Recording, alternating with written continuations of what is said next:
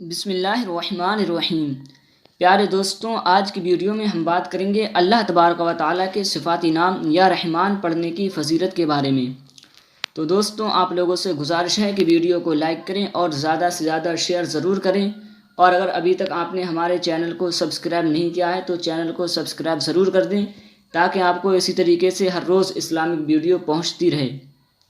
تو دوستوں، شروع کرتے ہیں یا رحمان پڑھنے کی فضیلت۔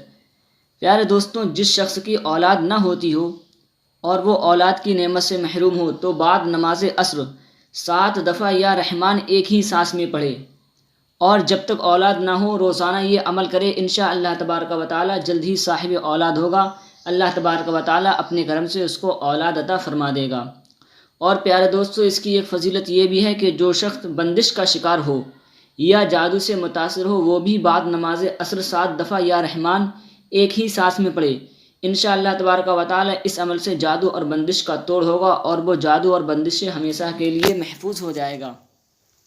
اور پیارے دوستو، یا رحمان پڑھنے کی ایک اور فضیلت ہم آپ کے سامنے بیان کر دیں کہ روزانہ 7 دفعہ یا رحمان پڑھنے سے صحت میں اضافہ ہوگا اور رزق میں اضافہ ہوگا اور اس کی مشکلات آسان ہو جائیں گی۔